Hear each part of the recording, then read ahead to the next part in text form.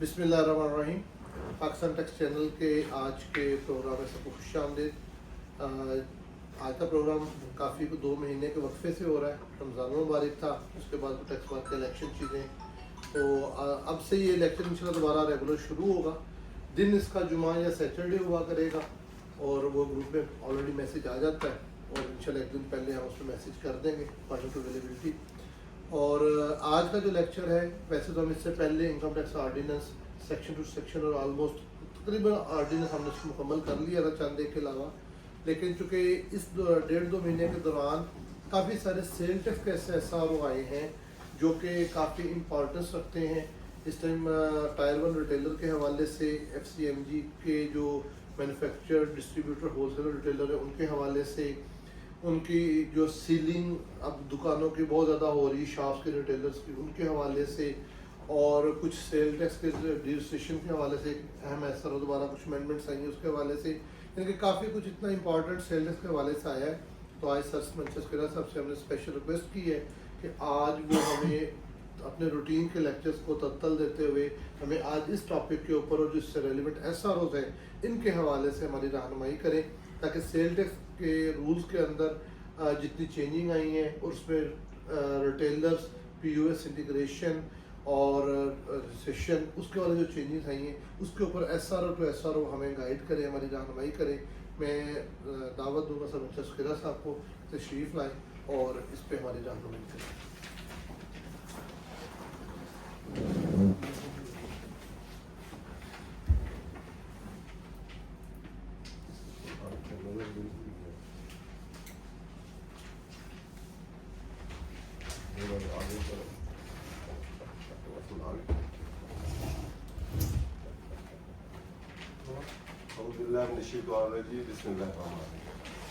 Honorable member of Pakistan tax channel, अस्सलाम वालेकुम।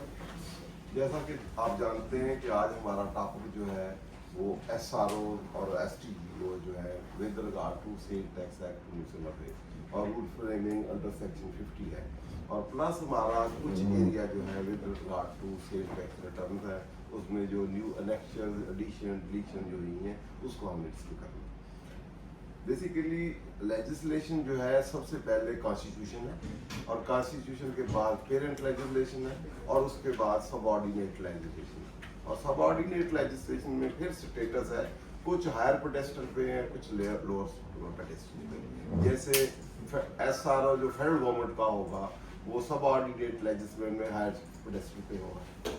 उसके बाद फिर रूल का स्टेटस होगा।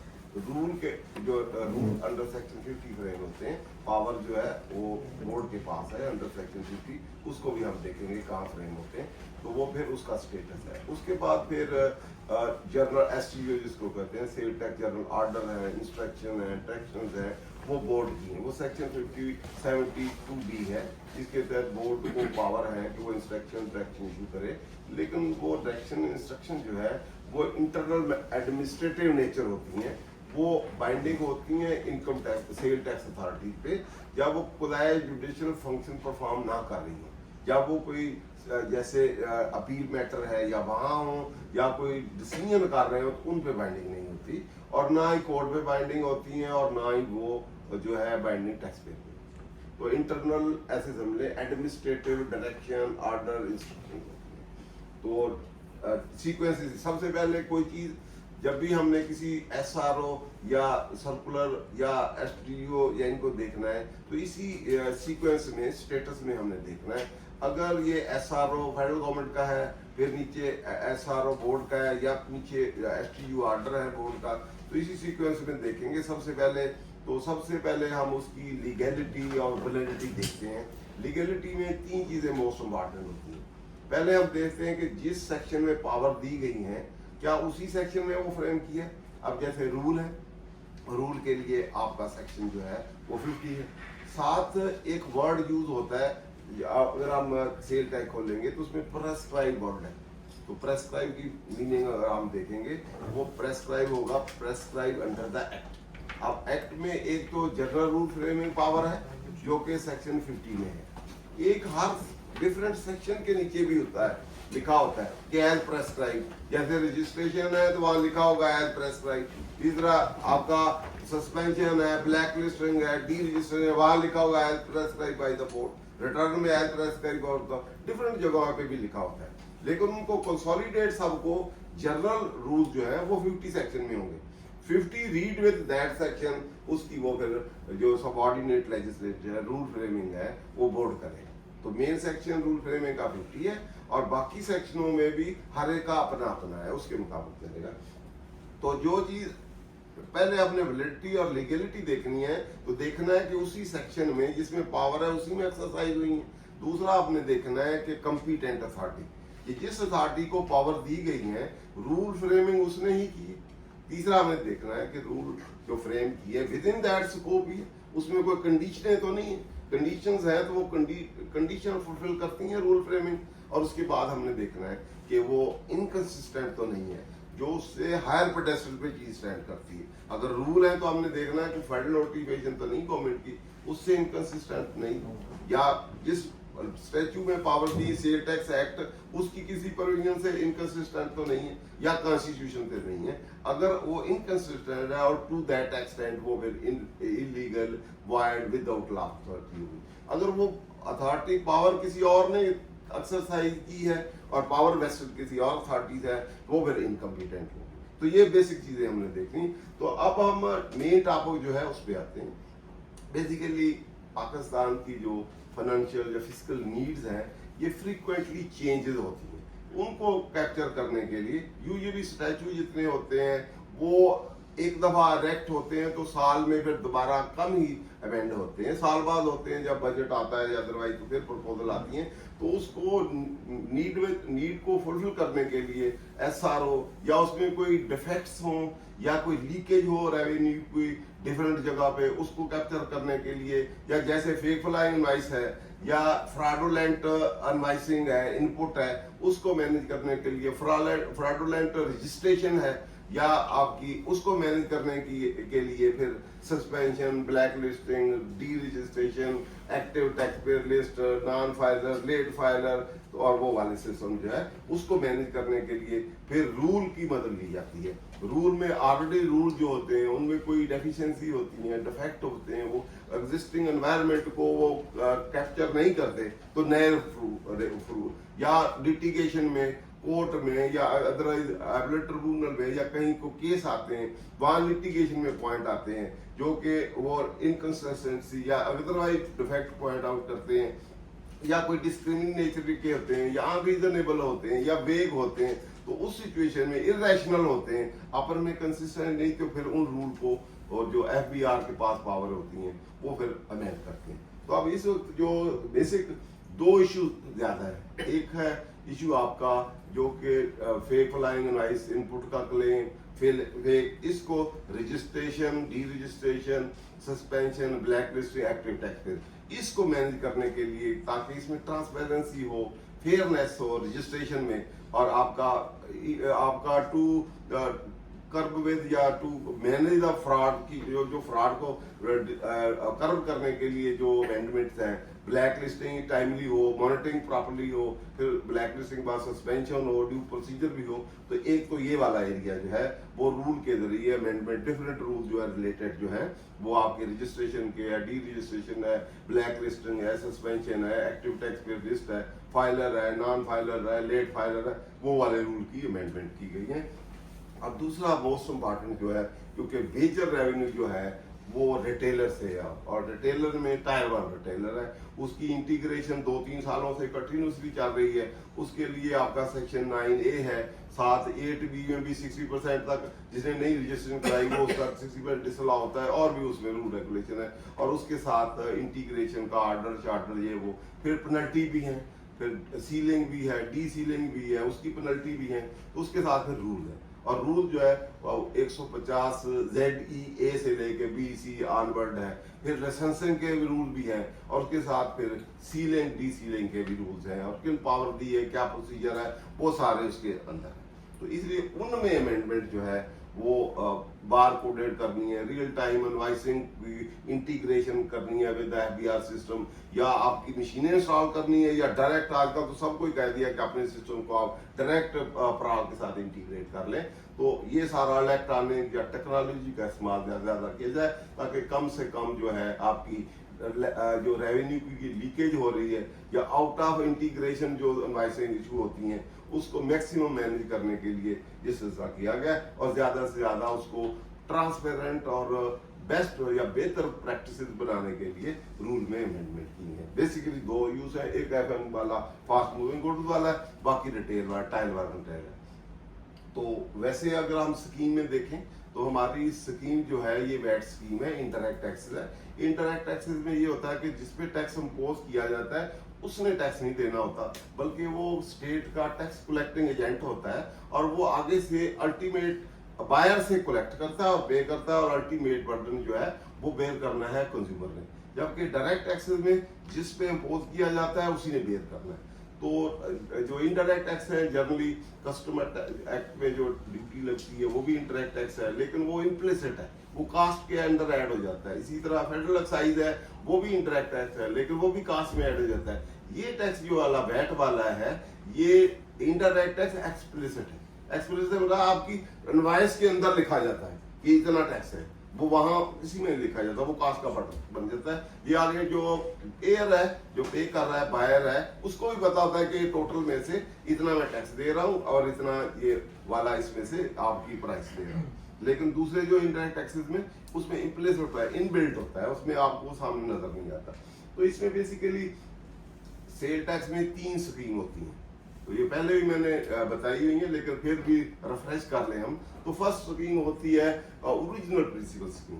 तो ओरिजिनल प्रिंसिपल से मुराद ये है कि जैसे आपका थर्ड शेड्यूल आइटम है, जो इंपोर्टर या मैन्युफैक्चरर है वही अल्टीमेट रिटेल प्राइस फिक्स कर देता है, तो वो उस वक्त वो टोटली कलेक्ट कर लेता है और आपका जो भी बॉटल हो, बॉक्स हो या कंटेनर हो उसके ऊपर प्रिंट कर दी जाती है कि इतनी इसकी प्राइस है, इतनी रिटेल प्राइस है, इतना इसमें टैक्स है, इतना ये। और जो मैन्युफैक्चरर है वही चार्ज कर देता है बायर को, ऑनवर्ड फिर किसी ने टैक्स नहीं देना, मूवमेंट है, बायर सेलिंग देती है और डिफरेंट डिस्काउंट से उसको मैनेज किया जाता है। और थर्ड शेड्यूल में जितने भी आइटम्स होते हैं वो सारे उसी स्कीम पे चलते हैं। इस तरह एक स्कीम है डेस्टिनेशन प्रिंसिपल।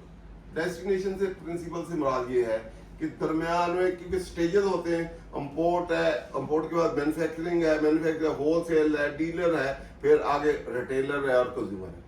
तो डेस्टिनेशन प्रिंसिपल में ये है कि स्टार्ट में टैक्स ना लगाया जाए, ना मैन्युफैक्चर लगे, अल्टीमेट जो रिटेल, इसको रिटेल टैक्स भी कहते हैं, रिटेल स्टेज में जिसने रिटेलर ने बेचना है वो ही सारा कलेक्ट कर ले, क्योंकि अल्टीमेटली सारे प्रोसेस में अल्टीमेटली बर्डन बेयर करना है किसने, वो तो कंज्यूमर ने करना है। तो अल्टीमेट डेस्टिनेशन है वहां पे टैक्स लगा दिया जाए और कंज्यूमर से कलेक्ट करके स्टेट को दे दिया जाए। इसमें फिर दरमियान में जो प्रोसीजर है, प्रोसेस है, उसकी जो लीकेज होती है इनपुट आउटपुट वाली वो नहीं होती। जैसे कि बाहर UAE में 5% 10% टैक्स है वो सेल पे ले लेते हैं, वो दरमियान में कोई हैजिल ही नहीं है, लीकेज हो, फ्रॉड चराड जो चांस कोई नहीं, बस उसको मैनेज कर लें कि हर बंदा चार्ज करे और कलेक्ट करे और जो। तो एक है चेन प्रिंसिपल जिसको वैल्यू एडेड कहते हैं, ये वैट टैक्स कहते हैं, तो ये चेन प्रिंसिपल है। तो चेन प्रिंसिपल में हर बंदा मैन्युफैक्चरर इंपोर्टर से लेके हर बंदा अगले को चार्ज करेगा, अगला बंदा फिर सेल पे चार्ज करेगा, जो उसने इनपुट दिया हुआ है वो कलेक्ट करेगा, जो एडिशनल लिया है वो स्टेट को देगा। इस तरह चेन एंड तक चलेगी, रिटेल तक, मैन्युफैक्चरर से लेके एंड तक ये चेन चलेगी, इसको हम चेन कहते हैं। तो चेन प्रिंसिपल जो है 3 बेसिकली है। अदरवाइज तो वैसे स्कीम जो है वो हमारे लॉ में एक स्टैंडर्ड टैक्स है जो 18% या जो परसेंट है वो चलता है, हम जनरल लगाते हैं। एक जीरो रेटिंग है, जीरो रेटिंग से मुराद आप इनपुट तो लेते हैं लेकिन आउटपुट में आप जैसे एक्सपोर्ट है, डिफरेंट सेक्टर है, तो जीरो पे चार्ज करते हैं, जीरो वाली है। एक रिड्यूस रेट है, एक रिटेल थर्ड शेड्यूल वाला है, एक रिड्यूस 8 शेड्यूल में जो आइटम है उनको रिड्यूस रेट है। रिड्यूस के मतलब आम 18 रेट है, डिफरेंट आइटम वहां स्पेसिफाइड है, उनमें किसी पे 5 है, किसी पे 8 है, किसी पे 10 है, किसी पे इनपुट है, किसी पे नहीं है, जो वहां टर्म एंड कंडीशन है उसके मुताबिक है। एक फिक्स टैक्स भी है, एक value added import, commercial importer करता है तो वैल्यू एडेड टैक्स है, वहां टैक्स जो 18% देता है, साथ 3% वैल्यू क्या 4% वैल्यू एडेड भी देता है, वो उसका फाइनल डिस्चार्ज का भी कंडीशन जिस तरह उसकी टर्म एंड कंडीशन है उसके मुताबिक चलता है। जैसे फिक्स टैक्स है, किसी पे फिक्स टैक्स नहीं। तो जनरली ये स्कीम सारी हमारे इसके सिस्टम के अंदर। इसके साथ further tax, additional tax, extra tax, उसका भी हिसाब किताब उसके अंदर है। वो नॉन रजिस्टर को सेल करते हैं। तो अब हम जो है ये ओवरऑल में ओवरव्यू दिया है कि सेल टैक्स का। इसमें इनपुट और आउटपुट का मेन चीज है। इनपुट में फ्रॉड या फेक फ्लाइंग वो है। आउटपुट आपने जब सेल करनी है उसमें टैक्स चार्ज होना है, उसमें से आपने इनपुट क्लेम करना है, इनपुट जो आपने दिया हुआ है। और साथ ही विद होल्डिंग का कंसेप्ट भी है, जिसको आप सेल करेंगे उस पे भी है कि रिस्पॉन्सिबिलिटी सर्टेन प्रोसीजर पे विद होल्ड करे। विद होल्डिंग टैक्स जो आपका होगा, वो जो आपका आउटपुट होगा उसमें से आप काम कर लेंगे, बात करेंगे। और इनपुट जो आपने पीछे दिया है इम्पोर्ट पे या लोकल परचेज पे, वो आप उसमें से लेस कर लेंगे। सब्जेक्ट टू कि सेक्शन 8 जो है वो डिटर्मिनेशन है, उसमें से जो आपके पास वैलिड एडवाइस हो, इम्पोर्ट हो तो जीडी हो। और साथ साथ सेक्शन 8 में कुछ आपके इररेलेवेंट है या फेक है या कुछ नॉन पेमेंट है, वो डिसअलाउ है। इसी तरह आपका 8B वाला 10% आपने देना है, इंटीग्रेटेड नहीं है तो 60% डिसअलाउ होगा। इस तरह 73 है जिसमें थ्रू बैंकिंग आपने देना है। बैंकिंग चैनल आपने सर्टन लिमिट से ऊपर जो है 50 साल से ऊपर है तो आपने क्रॉस चेक देना है, डिसअलाउ हो जाएगा। इस तरह उसमें अगर कोई 10 मिलियन का मंथ है या 100 मिलियन साल का अगर नहीं है तो प्रोपोर्शनेट डिसअलाउ हो जाएगा। इस तरह आपकी कोई इनपुट आपने इनपुट रॉ मटेरियल है जो आपने दो चीजों में इस्तेमाल किया है, उसको आपने जॉइंटली विद टैक्सेबल और एग्जेम्प्ट किया है, तो उसका जो एग्जेम्प्ट वाला यूज किया है वो डिसअलाउ हो जाएगा। उसको कहते हैं प्रोपोर्शनेट टैक्सेशन, प्रोपोर्शनल इनपुट, वो डिसअलाउ हो जाएगा, बाकी आपको ला जाएगा। साथ 73 में या प्रोपोर्शनेट 8 का 2 है उसमें प्रोपोर्शनेट टैक्सेबल और एग्जेम्प्ट वाला है। तो ये आपका प्रोसीजर है जिसमें चलता है। और इस सारे को कंबाइन करने के लिए आपने रिटर्न फाइल करनी होती है। तो रिटर्न में फिर आपके एनेक्शंस हैं।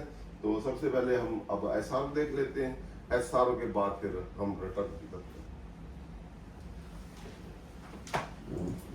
सीक्वेंस में देखते हैं तो मोस्टली जो एसआर हैं सारे बोर्ड के हैं। ये with regard to amendment in sale tax rules जो है 2006 उसमें इसकी अमेंडमेंट है। तो फर्स्ट एसआरओ है, ये लेटेस्ट जो एसआरओ है वो 709 है 2025 का, अप्रैल 22 2025 का है, जून 1 2000 का है। तो ये इसकी अमेंडमेंट ये एसआरओ खोलें मोस्टली सारे अगर आप ओवरऑल देखें तो सारे ये सेल टैक्स इंटीग्रेशन वाले रिटेलर इंटीग्रेशन है, या उसकी इंटीग्रेशन पे इंफॉर्मेशन जो है बार कोडेड है या रजिस्ट्रेशन कोड है या दूसरे कोड है या इंफॉर्मेशन उसके मुतल्लिक है, या लाइसेंसिंग वाले हैं या सीलिंग डी सीलिंग वाले हैं या रियल टाइम इनवॉइसिंग की कनेक्शन या इंटीग्रेशन है, या एफएम वाले हैं जो आपके फास्ट मूविंग गुड्स वाले हैं तो या उसके रिलेटेड एसयू है, या आपकी रजिस्ट्रेशन की अमेंडमेंट या उसकी आपकी जो है सस्पेंशन ब्लैक लिस्टिंग एक्टिव उसके मुताबिक है। तो अब हम देख लेते हैं ये वाला जो एसआरओ खोले SRO in the exercise of power, जैसे मैंने पहले कहा था सेक्शन 50 जो है वो अलाउ करता है बोर्ड को कि वो to achieve the object of the act कि वो एसआरओ उसके जरिए रूल फ्रेम करे। और रूल फ्रेम जब कोई रूल फ्रेम होते हैं तो जनरली रूल जो है वो उसकी स्टैट्यूटरी फोर्स वही होती है जो उस एक्ट की होती है, क्योंकि वो एक्ट की पावर के तहत बने। अनलेस एंटिल वो इनकम्पिटेंट हो या उस अथॉरिटी ने ना बनाए हों या उस कंडीशनें फुलफिल ना करते हो या उस स्टेचू से इनकंसिस्टेंट हो, तो फिर टू दैट एक्सटेंट वो इनवैलिड होते हैं, विदाउट लॉ अथॉरिटी होते हैं और उसकी कोई हैसियत नहीं होती। लेकिन अदरवाइज उसकी स्टैट्यूटरी फोर्स ऐसे ही होता है जैसे वो उस कानून की हैसियत है। तो यहाँ पावर है बोर्ड के पास under section 50 read with section sub rule 2 of 150Q of sale अब 150 अब इसके अंदर 52 जो है read with 2 of 50Q of sale tax rules 2018 the board is pleased to direct that the registered person specify in column 1 or table electronically integrated their hardware and software with the board computerized system through license integrator or PRAL shall generate and transmit electronic device with the effect from date specified in the table source। तो अब ये SRO जो है ये independent नहीं है, ये क्योंकि इसमें रेफरेंस दिया गया है विद रेफरेंस है 1502 का, उसके उसमें जो मेंशन होगा उसके रिलेशन से ये देखा जाएगा कि वहाँ कोई है ये कारपोरेट रजिस्टर्ड पर्सन या नॉन कारपोरेट रजिस्टर्ड उस किस फील्ड के हैं, कहाँ के हैं, उनके लिए जरूरी है कोई इस डेट से वो इंटीग्रेट करेंगे। अगर उसमें रेफरेंस ना होता इसका 152 का 2 रूल का, तो फिर ये इंडिपेंडेंट था। फिर इंडिपेंडेंट हम कहते हैं कि हर एक ने जो भी कारपोरेट रजिस्टर्ड पर्सन है उसने इस डेट से integrate date of registration integrate करानी है, और नॉन कारपोरेट के लिए ये डेट थी। पहले तो सिर्फ टायर 1 रिटेलर के लिए था, फिर ये सारों के लिए इंटीग्रेशन हो जानी थी, लेकिन क्योंकि वो रूल का रेफरेंस है तो अब हम रूल में देखेंगे कि पहले वो रूल में क्या था। सब रूल जो है 152 का वो हम खोल के देखेंगे वो किसके लिए है और ये उसकी amendment. The provision of this chapter shall apply to electronic transmission of sale tax by the registered person from such date and such manner as may be specified by the board through the notification in the official gazette. Special procedure for issuance of electronic sale invoice between buyer and seller. तो ये usually सारों के लिए ही है। अब अगर इसको हम देखें तो ये ओवरऑल है कि आप वो रियल टाइम इनवॉइसिंग वेरिफिकेशन जो होगी इलेक्ट्रॉनिक इनवॉइसिंग होगी। आप जो मैनुअल वाइज आप इशू करते थे वो वाली नहीं होगी। तो ये उन्होंने कहा अब जैसे टायर 1 रिटेलर को इंटीग्रेट किया है तो वो उसकी इनवॉइसिंग जो है वो सारी डायरेक्ट इंटीग्रेशन में बोर्ड के साथ प्राल बोर्ड के साथ वो पीओएस सिस्टम के साथ इंटीग्रेटेड है, वहीं आपका सिस्टम जो है वो इंटीग्रेटेड है। तो आप इस तरह ये इलेक्ट्रॉनिक इनवॉइस जो भी आप इनवॉइस इशू करते हैं, अब अगर लॉ में कोई स्पेसिफिक है कि इसने हर हाल में करनी है तो फिर उसने करनी है, लेकिन यहाँ बायर सेलर ने अगर करनी है तो बायर सेलर की अब सारों ने कारपोरेट और नॉन कारपोरेट अब इन डेट से जितने भी कारपोरेट है कारपोरेट बायर कंपनियां जो है तो उन्होंने इस डेट से अपनी इनवॉइसिंग जो है इलेक्ट्रॉनिक इनवॉइसिंग तो उसमें 150 क्यू के अंदर ना सब रूल 2 नहीं है जो हम अभी देखे ना, तो वो सब रूल 2 बाद में कमेंडमेंट तो नहीं है, यहाँ पे सब रूल 2 कोई नहीं है 150 क्यू के अंदर। ये तो एक ये शेल अप्लाई हो सकता है इसमें कोई एक्सक्लूजन आ जाए कोई चीज हो तो बाद में इसको कंडीशन वो आप देख लेते हैं। जी आर में 2 है, उसमें नहीं है। इसमें 2 नहीं है, वो तो कहाँ से मिलेगा? क्योंकि 2 की अमेंडमेंट जब तक नहीं मिलेगी तो वो बात का provision of that shall apply पहले हम देख लेते हैं ये वाला apply to electronic transmission of sale tax by by registered person from such date in such manner as specified by the board through notification in the official gazette. तो APR ने notification डाल दी इस डेट से होगी, लेकिन जिनके लिए ये इलेक्ट्रॉनिक ट्रांसमिशन सेल इनवॉइस जरूरी होगी ये उन पे एप्लीकेबल है। जिन पे transmission of sale tax invoice electronic नहीं होगी उन पे नहीं होगा। वो अगर कारपोरेट सेक्टर में है या उस सेक्टर में है नाम में तो उनके लिए जरूरी है। तो इसके लिए इनवॉइसिंग के लिए हमारा सेक्शन जो है वो हम 23 अगर हम देख लें तो ज्यादा बेहतर होगा। उसमें तो वैसे है, ठीक है, उसमें तो वहीं से ही ओरिजिनेट होगा। सेक्शन 23 से ये सब कुछ ओरिजिनेट होगा, ठीक है। क्योंकि फंडामेंटल सेक्शन जो है आपका इनवॉइस का वो सेक्शन 23 है, तो वो मेन सेक्शन है। ये रूल जो है सबऑर्डिनेट टू एक्ट है, तो उसके तहत है, वहां पावर दी गई है कि आप इलेक्ट्रॉनिक किसको कहना है किसको नहीं करना, या सबको ही कहना है। तो अगर सबको लिए वो है तो फिर सब नहीं करना है, अगर वो स्पेसिफिक सेक्टर या लोगों के लिए तो फिर उन्होंने इलेक्ट्रॉनिक करना है, या ऑप्शन वाला है तो ऑप्शन में करना, ठीक है। तो अब हम इस a registered person making taxable supply shall issue a serially numbered tax invoice at the time of supply of goods containing the following code in Urdu English language so ये पुराना है। नीचे आ जाए एक रजिस्टर्ड नंबर सप्लाई ये वो for the purpose of this class ordinary consumer वीज नीचे आ जाए इलेक्ट्रॉनिक वाला ये पुराना है। ये तो ये बात सुनो, ये आईडी कार्ड वाला तो उड़ गया हुआ कब का यार, ये वैसे ही एक्ट पुराना है नहीं है ऊपर लाए एक मिनट ऊपर लाए ना नहीं उस पे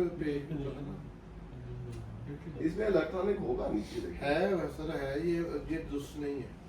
वो जो आईडी कार्ड वाला है वो तो उड़ गया हुआ है। अब ये देखिए मैंने अभी डाउनलोड किया है। चलो एक मिनट लाए उसको फिर सेक्शन चलो उसमें हो सकता है लाया नीचे हो फिर या वो सर 8B से शायद निकाला है, इधर से नहीं निकाला। वो ना 8B से डिसअलाउ से निकाला है, ये वाला जैसे ना, ये वाला शैल बी इफेक्टिव, जी ये 8B से उन्होंने निकाल दिया, इधर से नहीं निकालना उन्होंने। तो नीचे तो लाए जरा इसको, वो इस पे वो इलेक्ट्रॉनिक तो देखिए प्रोवाइड फर्दर द कंडीशंस नीचे देखिए डेट ऑफ इनवॉइस, ये वो नीचे provided that board by notification specify mode of invoice modified invoice of different provided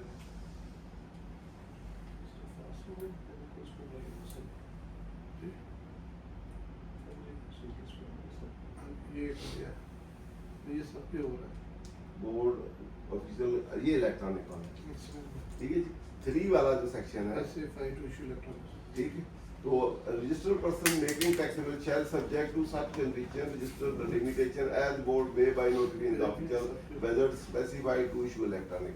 तो ये बोर्ड ने जिन लोगों के लिए, जिन क्लास पर्सन या क्लास पर्सन के लिए कहना है कि इन्होंने इलेक्ट्रॉनिक करनी है तो उन्होंने इलेक्ट्रॉनिक करनी है, उसके लिए एक notice official gazette notification board करेगा, उसके अंदर स्पेसिफाई करेगा, उसमें टर्म कंडीशंस होंगी कि किस किस ने करना है, कब करना है और टाइम डेट कब से होगी और किस तरह करनी है, इंटीग्रेशन करनी है। तो इलेक्ट्रॉनिक इनवॉइस इसके तहत वो रूल फ्रेम हुए, वो रूल फ्रेम में फिर आगे अमेंडमेंट हुई। वो रूल्स इंडिपेंडेंट है, अमूमी इंटीग्रेशन से अलग है। यानी कि जो हमारे अमूमी जो टायर 1 टेलर की इंटीग्रेशन वो अलग है, वो अलग है, और ये रूल ये रूल अलग है, ये रूल जर्नल इंटीग्रेशन वाले जी जी वो रूल टायर 1 के हैं, वो 150 ZEBCDG आम है जी। या वो आपके लाइसेंसिंग है, सीलिंग डीसीलिंग है, जी। वो टायर 1 रिटेलर के जी, हैं। उसके ऊपर चैप्टर खोल जी। लें, उसके ऊपर चैप्टर पे लिखा होगा टायर 1 रिटेलर, जी उसकी सीलिंग डीसीलिंग और जी, उसकी जी। वो अलग है। जी। ये रूल जर्नल ये है रूल कि जिस FPR नोटिफाई कर सकता है कि किसने किन पर्सन ने, ये सब नहीं। अब उसने क्लासिफाई कर दिया कारपोरेट और नॉन कारपोरेट, तो कारपोरेट वाले सारे ही इस डेट से उन्होंने अपने इंटीग्रेशन करानी है। जी। इंटीग्रेशन इनवॉइसिंग इलेक्ट्रॉनिक करनी है, वो बाकी वाली इंटीग्रेशन नहीं। जी। इनवॉइस जो इशू करनी है वो इलेक्ट्रॉनिक होगी, जी। उसमें बार कोड कनेक्टेड होगा, वो द प्राल और बार कोड FBR का उस पे लग जाएगा। जी। जैसे स्कूलों में भी, इनकम टैक्स में भी कहा है उन्होंने 2 सिस्टम, एक तो आप मशीन लगा लें, एक उन्होंने कहा कि अपना सिस्टम इंटीग्रेट कर लें विद द FBR सिस्टम। तो वो जो भी इनवॉइस होगी वो अकॉर्डिंगली वो इंटीमेट हो जाएगी या बार कोड उस पे आ जाएगा और FBR के पास भी जाएगी, तो वो इलेक्ट्रॉनिकली जो है ई इनवॉइसिंग होगी। तो ये ई इनवॉइसिंग उन्होंने कहा कि आप मैनुअल के बजाय जो वैसे आप सीरियल वाइज ये वो करते हैं, पार्टी का नाम ये वो आप इलेक्ट्रॉनिक ई इनवॉइसिंग हो, तो कारपोरेट सेक्टर ने स्टेट से करनी और नॉन कारपोरेट ई इनवॉइसिंग समझ। POS ऑलमोस्ट सब फ्री हो गया ना, वो POS और चीज है, जी इनवॉइसिंग इलेक्ट्रॉनिक इनवॉइसिंग इशू करना और चीज।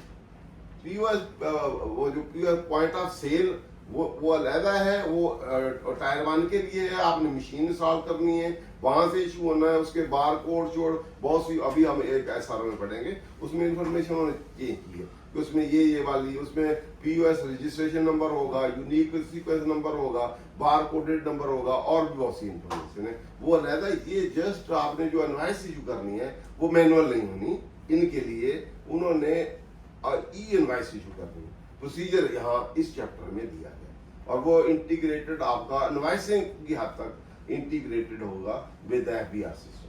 वो मशीन ना भी आप इंस्टॉल करें, जस्ट आपका सॉफ्टवेयर उससे अटैच हो जाएगा, ठीक है। अब स्कूलों में भी उन्होंने कहा है, पहले स्कूलों में कहा था मशीन अच्छी का है, अब उन्होंने अमेंडमेंट कर दी है। पिछले तो मुझे फोन भी उन्होंने कहा था प्राल में इस बंदे से पूछें कि अपना सिस्टम सॉफ्टवेयर जो है उससे इंटीग्रेट कर दें, उसमें से आप जो भी इनवॉइस निकालेंगे वो प्राल की बार कोड POS के या इनवॉइस के इफेक्ट दोनों के एक मकसद एक ही है, वो उसमें सिंपल है, वो उसमें मल्टीपल है, वो आपका रिटेल आउटलेट है वहां लगा हुआ है, वहां आपकी मशीनें हैं, उसमें और भी इंफॉर्मेशन है। या जस्ट आपकी जो स्कूल है तो स्कूल ने बच्चों को इनवॉइस इशू करनी है ना, उन्होंने 6 माह या 3 माह बाद पे करनी, तो आप अपने सिस्टम को कनेक्ट किया है, वहां से ई इनवॉइस निकल जाएगी, ठीक है। वो ई इनवॉइस जो है उस डेट में तो 99% हमारा जितना भी है बिजनेसमैन वो तो मैनुअली करता है टैक्स, लेकिन वो करता है, अब से उन्होंने फिर ई करना पड़ेगा। किस तरह कनेक्ट होंगे, बकायदा कोई डिवाइस देगा FBR को? IPR का प्राल है ना, अगर अपना सिस्टम उसको बताएं वो आप अटैच करा देंगे। ये आईटी वाले बताएंगे। IT वाले बताएंगे ना, Computerized जैसे अब आप रिटर्न किस तरह फाइल करते हैं मैनुअल, नहीं, वो तो कंप्यूटराइज्ड है ना, वैसे वो तो लिखे वैसे कैसे करते हैं, इलेक्ट्रॉनिक करते हैं, ई फाइलिंग करते हैं।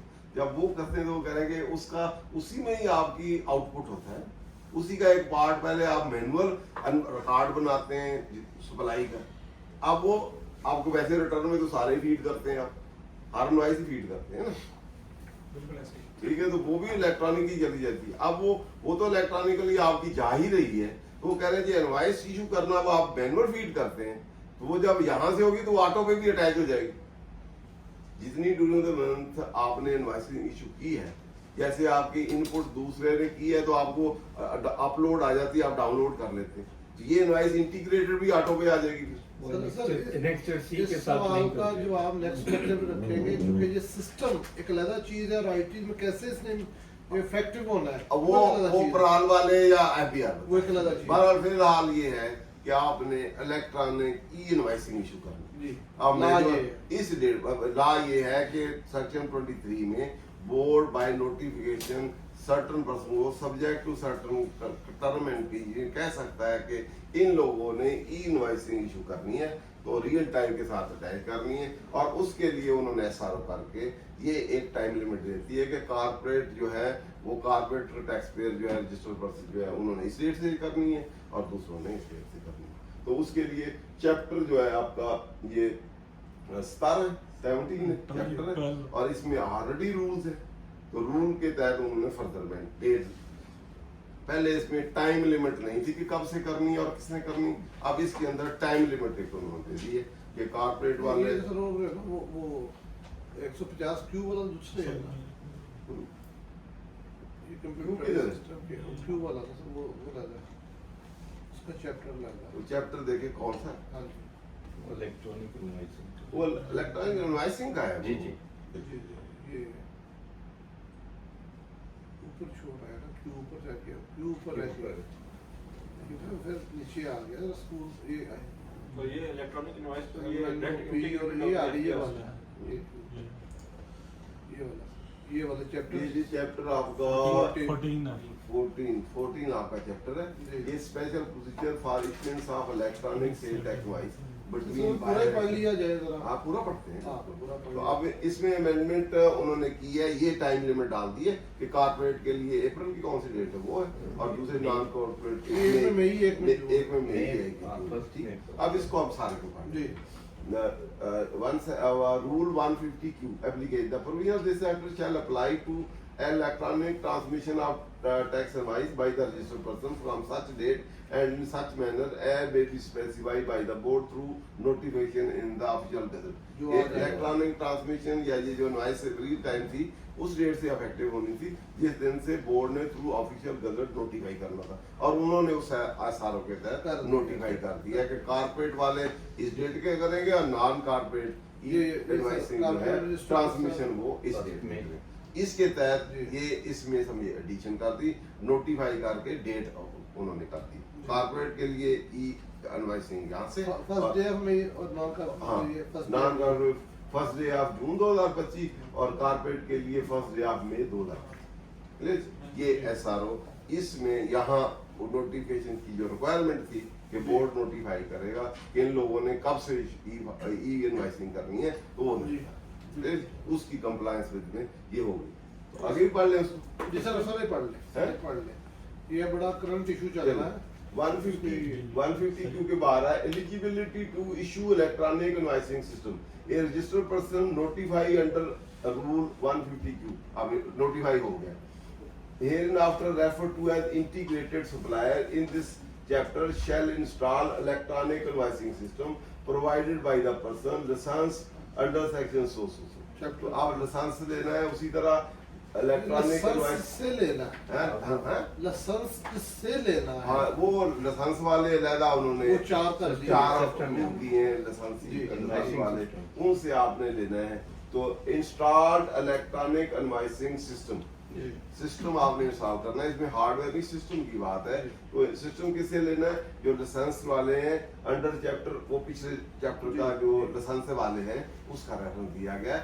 उनको जिनको अप्रूव किया है बोर्ड ने, वो 4-5 जो भी हैं, जो प्रोसीजर उधर है उसके मुताबिक वो आपने इलेक्ट्रॉनिक इनवॉइसिंग सिस्टम इंस्टॉल कराना है। उससे अप्रूव्ड लाइसेंस वाले जिनको उन्होंने अप्रूवल दी है।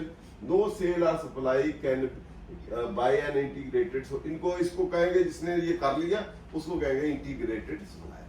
तो नो सेल और supply bye an integrated supplier shall be made without being recorded in the electronic invoicing system.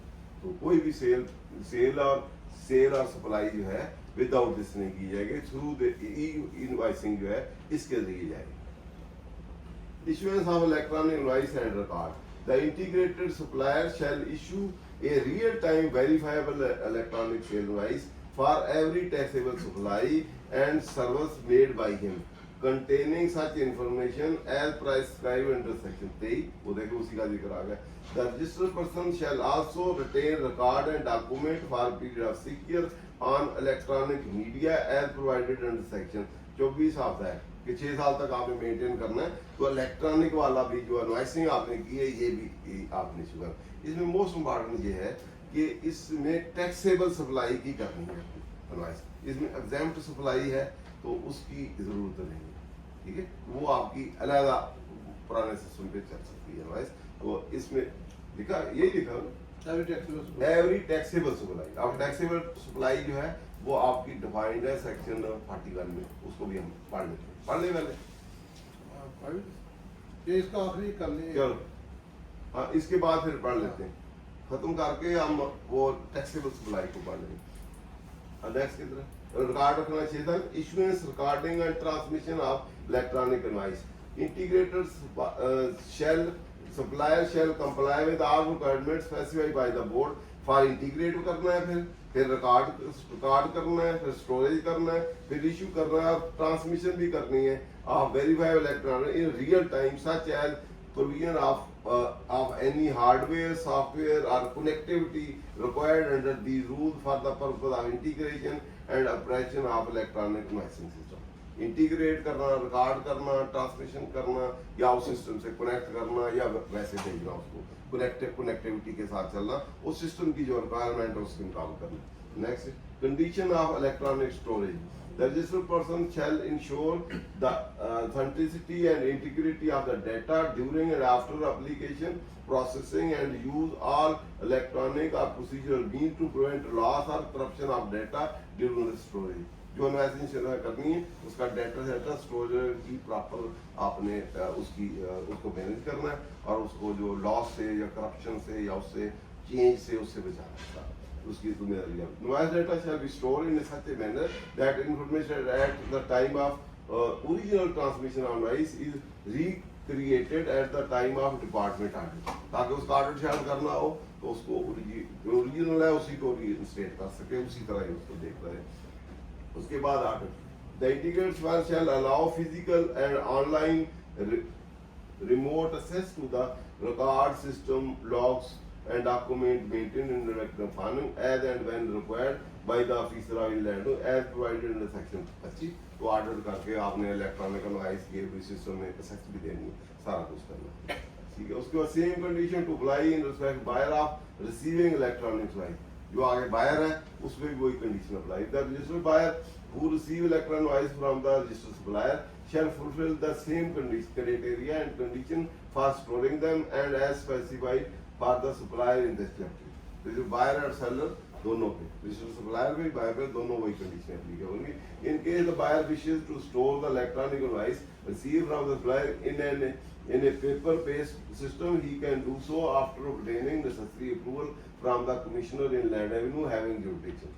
तो अगर वो नहीं रखना चाहता इलेक्ट्रॉनिक पे, मैनुअल रखना चाहता है, तो उसमें फिर उसको अप्रूवल देना from the concern commission having jurisdiction over that buyer. और commissioner inland revenue failure to meet the condition of electron, ये पेनल्टी वाली जो है उसके मतलब है। Failure to meet the condition for electron mining system in case the integrated supplier notified under this chapter contravene any of the provision of this section, he shall be liable to penal action as provided in the relevant provision of the act। वो section 33 में जो होंगी वो उसके मुताबिक उसमें अगर हैं तो आपको पेनल्टी चलेगी, नहीं है। Registered supplier notified under this chapter may apply to commissioner appeal have including for extension in time of compliance। तो ये जो डेटें दी हैं अभी हमने कहा है उसमें कोई नहीं कर सकता तो एक्सटेंशन के लिए वो अप्लाई कर सकता है, ठीक है। उसके बाद commissioner liability may allow extension in time for up to 60 days in aggregate with 15 days interval for integration of और compliance under this chapter from the date of issuance of notification under section 153। तो ये extension और उसकी further जो है 60 day और 15 दिन के interval provided that certain disbursers shall continue to issue paper invoice until such extension time of commissioner has allowed। तो उस वक्त आप पेपर इनवॉइस करेंगे।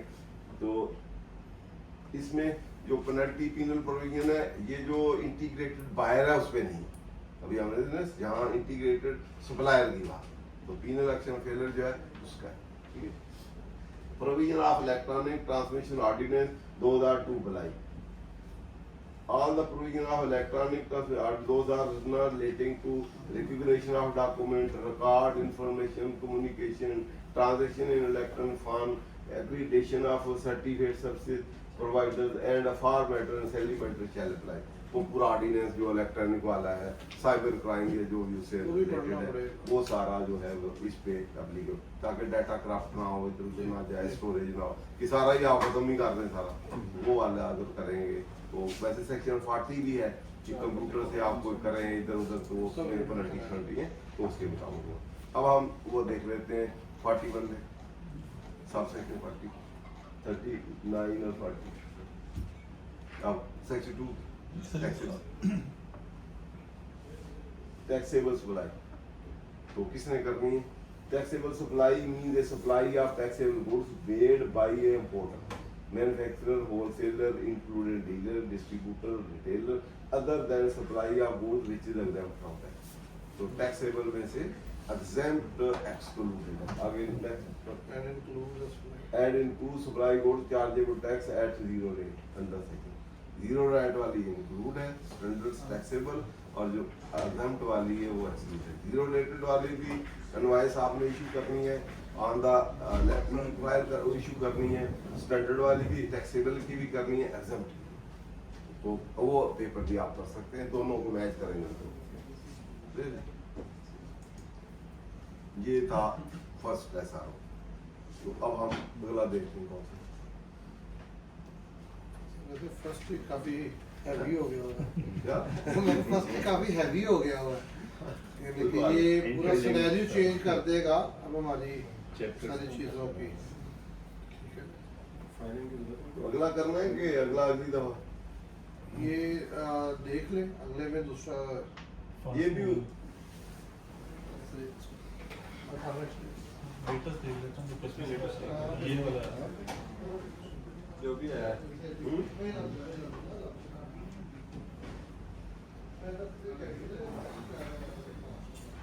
ये इलेक्ट्रॉनिक वाला ये इससे पहले आया ये वो उस वहाँ जो था वो है कि ये और है?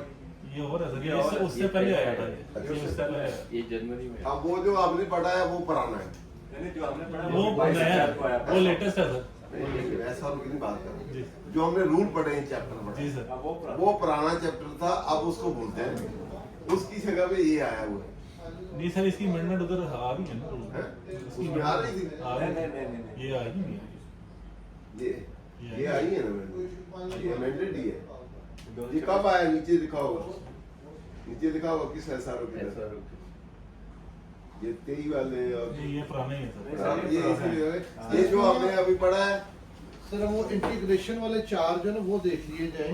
पहले इसको पहले ये वो जो हमने पढ़ा है इस वक्त वो पुराना था जी। अब इस एसआरओ के वो चैप्टर जो है वो जो आप क्यों का सब रूल पूछ रहे थे ना जी, ये वो इधर हाँ जी, वो सारा चैप्टर सब्स्टिट्यूट हुआ है थ्रू दिस एसआरओ। जी तो ये कौन सा एसआरओ पहले है? पहले इसको पढ़ना चाहिए था, इसके बाद हुआ है। बिल्कुल। तो ये एसआरओ है 69 और 2025 ऊपर डेट क्या है? सर ये ये 29 जनवरी 2025 इस साल ये SRO आया था, जिसमें चैप्टर 14 जो है dealing with electronic issuance of invoices, वो पुराना वो जो अभी हमने पढ़ा है वो इसने उसको सबसे वो ऑल टुगेदर वो सारा खत्म करके उसकी जगह पे पूरा ही चैप्टर इस SRO में इंसर्ट किया है। इन्हें बोला था 25 जनवरी का अपडेट थी ना, वो 29 जनवरी महीना फर्क है, वो यही फर्क है। ज्यादा फर्क नहीं। वो 23 का 2023 की है सारी इवेंट, ये 25 है, ठीक है। 25 में in the exercise of power in the section 50 of set read में section 9A of section 3 of section में 9A कौन सा है? 9A इम्पोर्टेंट है, वो तो टायर ठीक है।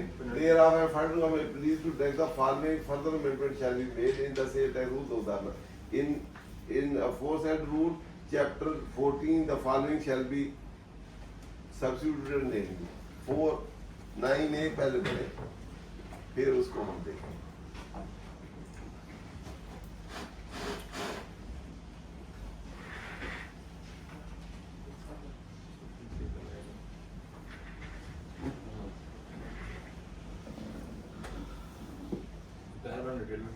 ये सारे with reference to tier 1 retailer. तो टायर 1 रिटेलर 150 ZEA PCT ये इनवॉइसिंग सिस्टम सारी उसी की चली जा रही है, ठीक है। उसमें ना ये 9A not with sent contain in this act tier 1 retailer shall pay sale tax at the rate applicable to the goods and sold under relevant provision of the act और नोटिफिकेशन देयर अंडर, ठीक है। Provided further that from such date and such manner, as prescribed by law, all Tier 1 shall integrate their retail outlet with board computerized system for real time reporting sales. तो अब invoicing जो है real time invoicing, आगे 9A तो street sector का है, उसके reference से उन्होंने इशू किया, ठीक है, with reference to tier 1 retailer और इंटीग्रेशन और sale tax real time invoicing और connection with the APR system. तो पहले वाला इंटीग्रेशन उसका चैप्टर जो ZDB है वो विद रिगार्ड टू है आपका। अब आप वापस आ जाए, सारे चैप्टर हम देखते हैं। इसको पढ़ने से पहले टायर 1 इंटीग्रेशन देखते हैं, फिर लाइसेंसिंग देते हैं, फिर सीलिंग डीसीलिंग देते हैं, फिर इलेक्ट्रॉनिक इनवॉइसिंग देखते हैं। सर अब जो वैसे सिर्फ इलेक्ट्रॉनिक इनवॉइसिंग हद तक अगर इससे बात कर ली जाए 9A को पढ़ कोई के नहीं, जस्ट हम चैप्टर देखते हैं जी। यहाँ रेफरेंस क्योंकि 9A का ना होता जी। तो फिर तो जर्नल था।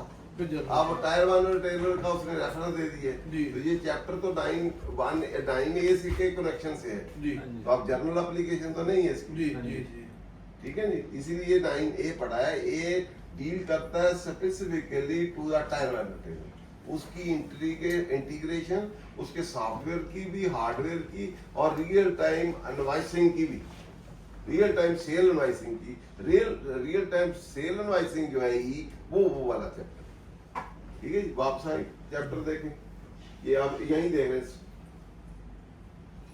यहाँ से शुरू हो रहा है। हाँ स्पेशल प्रोविजन ZDB देख रहे हैं, ZEF 150 ZEA। ये यस सर ऑनलाइन टायर 1 हाँ, यहाँ से वो शुरू होता है। ऊपर वाला कौन सा है? Tracking registered person for electronic और अदर मीन। यहाँ से टायर 1 जो है यहाँ से शुरू होता है। चैप्टर 14A है, तो चैप्टर 14A में online integration of tier 1 retailer है। आगे 1 है, ये ओब्लिगेशन है, रिक्वायरमेंट है, accreditation of point of sale है, रिकॉर्ड असेस ऑडिट है, ऑनलाइन इंटीग्रेशन है, to the interval period, consequence है, consequence of non-compliance रिपोर्टिंग का failure to transfer sale data board है। उसके बाद चैप्टर उसी 14 का AB है, omitted है। उसके बाद 14 का AC है, प्राइस स्कीम है इसी में। उसके बाद ये चैप्टर 14 का AD है, प्रोसीजर फॉर सीलिंग एंड डीसीलिंग। ये भी चेंज हुआ होगा। हाँ, वैसे मैं चैप्टर बता रहा हूँ, चेंज हुए। ये सीलिंग रीसेंट एप्लीकेशन है, procedure for sealing business press integrate tier 1 retailer है, फिर procedure for sealing of premises of non integrated tier है, procedure for desealing of business press of internet, उसके procedure of desealing of business press of non integrated tier है। अब अगला chapter आ गया B, electronics monitoring, tracking, tracing, specific goods and licensing. 13 ये chapter premium application है, definition goods to be affixed with the tax stamps bottom 40 सेक्शन जो उधर उसके CE कौन सा ये लाइसेंसिंग वाला है licensing of company for electronic monitoring tracking and tracing of specific good function of licensing committee application of grant of licence criteria for grant of license, procedure for grant of license, right granted to licensee, term and condition of license, removal of license. उसके बाद next provision of license, license to run and manage system, establish enter control room, establish regional control room, requirement to meet at the factory premises and at port, technical and respect. Next chapter 4 supervision of system enforcement and early termination, responsibility project director, procedure cancellation or termination of the.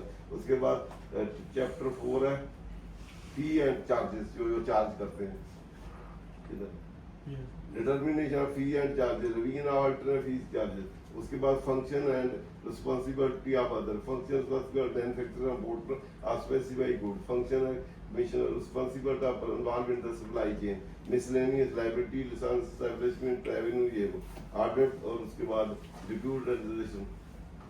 Video analysis rule for electronic monitoring or production of specified goods.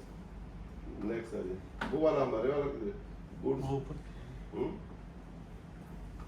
उसको 50 को से बहुत पीछे गुजर गया वाला वो पीछे वो पीछे को जैसा ने स्टार्ट किया Start उससे था। ये सब गुजर गया किधर आएंगे 50 150 क्यों था वो पहले ये ZDB में ये तो आगे वो जनरल ये वाला था ये था ये पीछे चैप्टर कौन सा है इससे चैप्टर 14 का इलेक्ट्रॉनिक इंटरमीडिएट ठीक है ये इंडिपेंडेंट ही है इवन दो रेफरेंस उन्होंने दिया उसका टायर 1 का तो लेकिन है ये इंडिपेंडेंट ही ये chapter independent tyre 1 registration software वो वहां स्टार्ट होती है ये इनके बाद आपका क्या ख्याल है कि ये सब पे एप्लीकेबल है मेरा ख्याल है ये सब पे एप्लीकेबल क्यों यहाँ टायर 1 का कहीं तलक नहीं देख सर आप 150 क्यू खोले ना जो लेटेस्ट एसआरओ है हाँ वहां पे तो 9A का जिक्र है ना हाँ नहीं जो दूसरा एसआरओ उसमें नहीं है ये जो चैप्टर ऐड हुआ है उसमें है ये सर यहाँ पे ये हाँ, यहाँ read with 9A of section 3 by 23 में भी तो है ना 40C भी है ये सारे कंप्यूटर के मुताबिक है ठीक है ये 9A इलेक्ट्रॉनिक पे भी अप्लाई उस पे भी टायर 1 पे भी है 22 रिकॉर्ड का है 23 इनवाइस का है 23 सारे पे एप्लीकेबल है और 40C जो है वो कंप्यूटर के साथ इंटरमिंगलिंग करने के लिए उसके लिए तो ये सारों के तहत इशू लेकिन अगर 23 ना होता तो फिर वो उसका फिर हम कहते हैं अब 23 इसमें है तो ये सब पे जनरल एप्लीकेशन सब पे और जैसे 40C भी सब पे एप्लीकेबल होता है 22 भी सब पे एप्लीकेबल जी। है तो 9A का रेफरेंस देना है रिटेलर पे भी एप्लीकेबल ऐसे रिटेलर पे भी एप्लीकेबल रिटेलर पे तो वैसे भी सारा इलेक्ट्रॉनिक लेकिन साथ 22 23 40C वो सारों की पावर एक्सरसाइज की है अलग-अलग पढ़ना है तो 40C भी हम पढ़ सकते हैं 23 हमने पढ़ ली है 22 में भी रिकॉर्ड लिखा हुआ है कि as prescribed by the board और 40C में भी लिखा हुआ है 40C जो है कंप्यूटराइज्ड सिस्टम से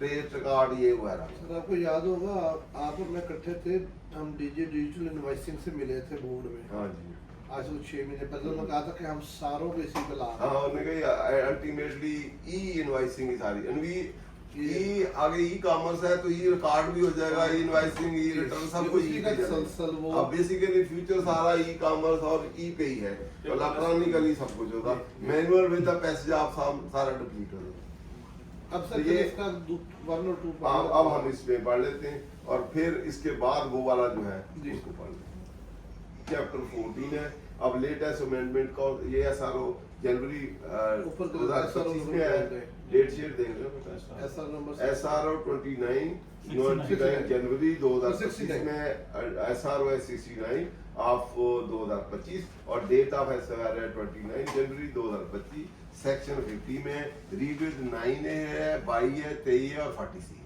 तो सारे सेक्शन में पावर्स हैं बोर्ड के पास और 22 9A रिटेल डील करता है 22 रिकॉर्ड मेंटेनेंस का करता है और 23 जो है इनवॉइसिंग से रिलेट करता है और 40C कंप्यूटर सिस्टम का जो है उसको मैनेज मॉनिटर करने के लिए इलेक्ट्रॉनिक सिस्टम को उससे करता है तो 40C को एक दफा देख लें जी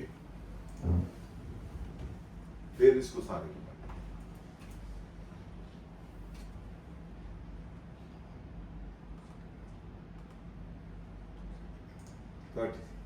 Monitoring and tracking of electronic or other means.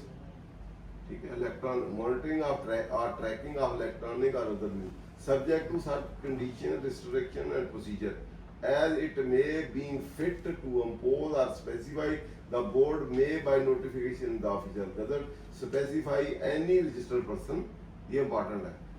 Specify any registered person or class of registered person or any other goods or class of goods in respect of which monitoring or tracking of production, sale, clearance, stock or any other related activity may be implemented through electronic or other means as may be prescribed.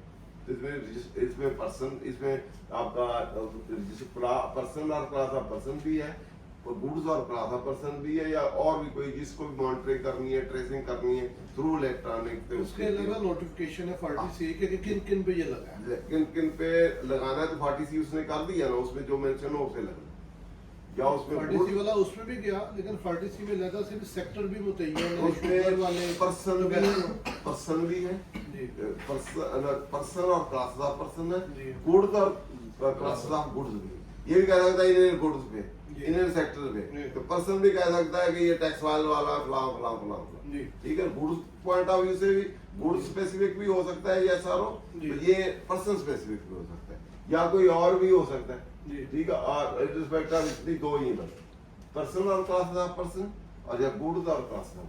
Ji monitoring, tracking, venting, tracking किस चीज की करनी है, उन person को या उनकी product को क्या क्या उसमें शामिल होना है, प्रोडक्शन भी होनी, सेल, क्लियरेंस, स्टॉक और एनी अदर रिलेटेड एक्टिविटी। इनके अलावा प्रोडक्शन, स्टॉक क्लियरिंग, स्टॉक के अलावा भी कोई एक्टिविटी करनी है, परचेज करनी है या कॉल करना है, वो भी sales. For such data as may be prescribed by the board, no taxable goods shall be removed or sold by manufacturer or other person without affixing tax stamp, banderole, sticker, label, barcode in such form, style and manner as may prescribed by the board in this behalf. तो वो भी invoicing है, तो code छोड़ लगना है बाहर का, तो वो इसके तहत फिर सच stamp, banderole, stickers, labels, barcode shall be acquired by the registered person referred to in subsection from a licensee appointed by the board for the purpose engaged price approved by the board, which shall include the cost of equipment installed by such licensee in the premises at registered person. Notwithstanding contained in the board through notification, the may require any person or class person to integrate their ladder invoicing system, ये वो वाला, with the board computation for real-time invoicing reporting, sale in such mode manner as far from the as ये वाला basically exercising power, जो अभी हम देखा 40C, तो ये वाला 4 वाला है, तो इसकी पावर एक्सरसाइज करते हुए बाकी वो अपनी जगह पे है, बार कोड ये वो वगैरह लाइसेंसी, ये वाला इसकी पावर एक्सरसाइज करते हुए ये इनवाइस, क्योंकि ई इनवाइसिंग है तो इसके तहत यहाँ पावर थी, तो इसको उन्होंने इसलिए 40C licence integrated shall integrate electronic system integrate person refer to subsection and such mode every अगला 40। ये वाला जो सबसेक्शन 4 है, इसकी पावर थी विद द बोर्ड कि वो टर्म एंड कंडीशन में मोड थ्रू ऑफिशियल गजट एक इनवाइसिंग सिस्टम कैसा होना है, किस तरह करना है, तो वो ई इनवाइसिंग जो है इसकी पावर एक्सरसाइज करते हुए वो चैप्टर जो है उधर। तो अब 9A टायर 1 के लिए अकाउंट आपका अकाउंटिंग आपका जो रिकॉर्ड सेल टैक्स रिकॉर्ड है 22 है इनवाइस से, और 40C है ये सिस्टम जो कंक्लूजन इसका यही हुआ कि ये सब पे सब में एप्लीकेबल, बिल्कुल ठीक है। इंक्लूड है टायर 1 रिकॉर्ड भी, जी। इनवाइस का तो इंडिपेंडेंट है 23 और साथ 40C भी। हम पहले ई रिटर्न पे आए थे, तो अब हम ई इनवॉइसिंग पे आप फर्दर e-invoicing मूव कर रहे हैं। ठीक है, ठीक है। जी। अब ई रिटर्न के बाद आप ई इनवाइस पे आए, ठीक है, तो अब बाकी रिकॉर्ड था और ई अगर मेंटेन, इसमें क्योंकि रिकॉर्ड का कुछ पार्ट था ई मेंटेन, अभी हमने जो पढ़ा, जी। तो वो to that extent by application 100% करेंगे वो कि आप रिकॉर्ड भी ई पे करना है तो उसका कोई और नोटिफिकेशन, अभी सिर्फ सेल की बात है। जितना हाँ अभी सेल की बात है, या जो रिकॉर्ड इसमें लिखा होगा, जी ये नया है ना, पहला जो हमने पढ़ा है उसमें सिर्फ इनवाइस सेल की बात, जी, जी। अब इसको हमने पढ़ना है, ठीक है, इसमें इसको देखना है क्योंकि ये चैप्टर ऐड हुआ है 3 सेक्शनों के तहत, ये 4 के, चार के। एक हुआ है टायर 1, 9A के, दूसरा रिकॉर्ड के मुतल्लिक है भाई, तीसरा इनवॉइस के मुतल्लिक है, चौथा इलेक्ट्रॉनिक सिस्टम के मुतल्लिक है जो 40C4 हमने पढ़ा। उन चार की पावर एक्सरसाइज अब हम देखेंगे, चारों जो है यहाँ से लाहिर होती है। तो procedure of electronic for licensing, issuance of electronic sale, tax invoices and integration of 4 registered person. तो रजिस्टर्ड पर्सन की इसमें इंटीग्रेशन भी है, इसमें लाइसेंस भी लेना है और फिर इलेक्ट्रॉनिक सेल इनवॉइस इशू करना है। पहले वाला चैप्टर लिमिटेड था, सिर्फ इनवॉइसिंग का था, लाइसेंसिंग का या है था या नहीं था, लेकिन इंटीग्रेशन भी रजिस्टर्ड पर्सन की जरूरी है। ठीक है, अब इसको हम सारे को पढ़ते हैं और उसके मुताबिक चलते हैं। Subject to sub rule 1, provision of this chapter shall apply to all registered person. अब इसमें all आ गया, all registered person for electronic integration of their hardware and software used for generation and transmission of electronic device through license integrator or otherwise as provided in the rules. license integrator से या इसमें कहीं और provision दी गई है तो उसके लिए, ठीक है। तो ऑल रजिस्टर्ड पर्सन पे ये अप्लीकेबल है। अब बोर्ड, अब डेट के लिए ये था, the board shall notify such registered person और classes person through notification in the official for the purpose of sub rule 1। उन्होंने करना था, उसका नोटिफिकेशन वो दे दिया कि इस डेट से कॉर्पोरेट वाले इस डेट से और नॉन कॉर्पोरेट इस डेट से, provided that registered person who have already registered and integrated their point of sale, जैसे कि टायर 1 में already है जो, और the board computer system shall be treated to have been integrated with the computer system under these rules। उनको दोबारा register कराने की जरूरत नहीं, वो ऑलरेडी रजिस्टर्ड है, उसमें इंटीग्रेटेड है विद द POS सिस्टम, तो उनका ये इनवॉइसिंग सिस्टम भी इंटीग्रेटेड है, उनको दोबारा ये रूल उन पे इस पे गो थ्रू जाने की जरूरत नहीं। Obligation and requirement, the registered person notified under subsection 1, 2 of you hereinafter that integrated person in the description shall register, install and integrate his electronic invoicing hardware भी, software भी with the board computer system in the manner specified through STU। तो इसके लिए STU आएगा, उसके तहत hardware भी और सॉफ्टवेयर भी दोनों ही इंटीग्रेट करना है। पहले सिंपल सिस्टम था, सॉफ्टवेयर था, अब हार्डवेयर भी रखना है और सॉफ्टवेयर भी। The integrated person through board online system shall provide information of his outlet, point of sale, electronic invoicing machine as the case may be. No supply shall be made by the integrated person except through the integrated outlet, point of sale, electronic issuance machine। अब इसमें exempt वाली भी शामिल है, no supply का word है, ठीक है। अब टैक्सेबल सप्लाई नहीं है, पहले वो टैक्सेबल पुराना था, अब हर सप्लाई उन्होंने वो जो एरर था या उसमें ओमिशन थी या डेफिशिएंसी रिमूव कर दी, हर किस्म की उन्होंने जीरो रेटेड है, एग्जाम्प्ट है, स्टैंडर्ड है, जो भी है, रिड्यूस रेट, हर सप्लाई जो है वो आपने वो इस सिस्टम के तहत इनवॉइसिंग की, एग्जाम्प्ट है तो वो भी द पॉइंट ऑफ सेल और the electronic invoice issuing machine shall perform the following function, namely generate, receive, record, analyze and store invoice data। पहला function, issue sale invoice in the prescribed format, create digital signature and record the digital signature on sale tax invoice। These are transmit the invoice data to the board computerized system through secure means and receive the unique FBR invoice number। अब FBR number आएगा, वो उस पे लगा होगा unique number। Encrypt and preserve the reported sale tax invoice data in an irrevocable secured manner। उसको generate the QCR code on the base of unique FBR invoice number and print the QCR code on the receipt। Must perform closing on the close of the day, week and the month, and every adjustment, modification, cancellation must be recorded, duly maintained logs for each activity and system event need to be recorded। जब debit credit note है या कोई और adjustment है तो वो सारी हमें problem. Annexure C of sale tax return will be outloaded। इस इनवॉइस वाला जो है आपका वो मैंने जो पहले बात की थी कि आपको सेल टैक्स यहाँ से ही आपने उधर अपलोड रिटर्न फाइल करते हैं, तो एक्चुअली आप सप्लाई वाला होता है तो इधर से ही आपका इधर से ही हो जाएगा। Annexure C of sale tax shall be auto filed from the electronic invoicing issued by the integrated person। क्योंकि उसमें सारे रिजोनेटर भी होगी, स्टैंडर्ड भी होगी, रिड्यूस रेट भी होगी, फिक्स भी होगी, सब कुछ होगा। तो यहाँ से ही आपने नेक्चर खुद फीड करना है, लंबा चौड़ा सारे HS कोड ये वो उसकी जरूरत नहीं पड़ेगी। यहीं से आप जब हो जाएंगे ई इनवॉइसिंग तो यहीं से नेक्चर बन जाएगा। Electronic invoicing software or point of sale software shall be capable of being generated and send alert messages to the board computer system in case of any malpractice or error or an inconsistent action notice in the system and keeping log thereof. कोई फेरा फेरी या उसमें कोई interference करते हैं तो computer में या सिस्टम में तो हायर अलर्ट जो है MBR को सिस्टम पे पहुंच जाएगा। Board may require integration to integrate the facility of debit credit card machine, QCR code or any other mode of digital transaction available all the time. Sale appoint and sale through aforesaid means shall not be ordinarily refused. ठीक है, क्योंकि वो banking channel से होगी तो verifiable होगी। कहते हैं आप रिफ्यूज भी नहीं कर सकते। रिफ्यूज भी नहीं कर सकते, मेरे पास नहीं, मैंने नहीं Notification कार्ड आएगा कि कार्ड नहीं refuse कर सकता, यहाँ कार्ड नहीं देते, कार्ड नहीं देते ना तो वो उनका वो नहीं हो पाता। The board may require integration to record transaction on each point of sale by CCTV camera and recording thereof shall be retained for a period 1 month.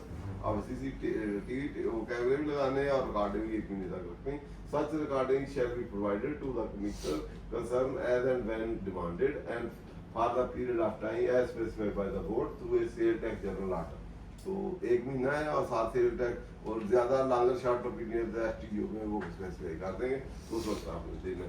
In case of supply of exempt item the electronic invoice shall also be issued through system integrated with the board computer system under these rules. Specific भी कर दिए, ये ना कहें कि exempt है तो मेरे को तो ला ही नहीं एप्लीकेबल, क्योंकि मैं टैक्सेबल सप्लाई में नहीं हूँ, इसलिए मैं टैक्सेबल चार्जिंग सेक्शन 3 में नहीं फाल करता, I am out of sale tax act. जब एग्जाम्प्ट 2 तो लगता ही नहीं, सेक्शन जो आपका 13 है ओवर राइटिंग सेक्शन, उसमें सारा लाइन लगता तो कहीं मैं तो नहीं करता, ये वो कह सकता है, वो कहेंगे एग्जाम्प्ट 2 तो मैं रजिस्टर भी नहीं होता, तो मैं रजिस्टर के बाद आगे भी कुछ नहीं होता क्योंकि मुझे ला ही नहीं पड़ा। तो ये भी जहाँ आप टैक्सेबल और एग्जाम्प्ट हो तो वहाँ, जहाँ होली सोली एग्जाम्प्ट है वहाँ नहीं, वहाँ तो रजिस्ट्रेशन की जरूरत नहीं, रजिस्टर और पूरा का लायका नहीं है। जहाँ आपको वहाँ 0 रेटिंग है या स्टैंडर्ड भी और साथ एग्जाम्प्ट भी, तो वहाँ फिर आपका ये वाला होगा। वो तो रजिस्ट्रेशन से निकल जाएगा ना, जो एग्जाम टोटल वही है ना, वो तो लॉ से निकल गया ना, out of preview of sale tax निकल गया ना, उसपे फिर ये क्या लगना, उसमें तो लॉ ही नहीं लगता ना, ना रजिस्ट्रेशन लगती है, ना सेक्शन 3 है, ना टैक्सेबल सप्लाई है, ना कुछ भी नहीं लगता ना, वो तो out of preview of sale tax act ही है, उसमें तो कुछ भी नहीं लगता ना, सारा लॉ ही नहीं लगता। और जो जिस पे लॉ लगता है, रजिस्टर्ड है या स्टैंडर्ड सेल करता है, 0 रेटेड है, ड्यू रेट करता है, जिस पे लगता है और साथ उसकी कंबाइंड विद एग्जाम्प्ट से, तो उसने फिर पे करना। वो फिर the cost of integration with cost of equipment and electronic invoicing software point of sales shall be borne by the integrator। और FBR वाले कहते हैं हमने नहीं देना, हमने बस रूल प्रेस करनी है, ये सारा काम होता है। Integrator shall be prominently display on each of notified outlet point of sale electronic invoicing machine as signboard bearing FBR official logo along with the text integrated with FBR and also registration number of each electronic software point of sale software verifiable to the board verification services. In case of online sale including online marketplace, the integrator shall register such website, software and mobile application with the board computer system to record auto electronic invoice as specified by brother through the sale tax general order। तो online sale के वो है जो phone पे करते हैं तो उसके लिए प्रॉपर होगा। The electronic invoice generated under duty shall contain the following particle name, unique FBR invoicing number, और उसके बाद unique electronic invoicing और point of sale software, उसका कोड QCR कोड है, code dimensions 77 mm, unique electronic invoicing point of sale software registration number, logo of FBR digital invoicing system, name of the seller, address of the seller, seller registration number, name of the recipient, address of the recipient,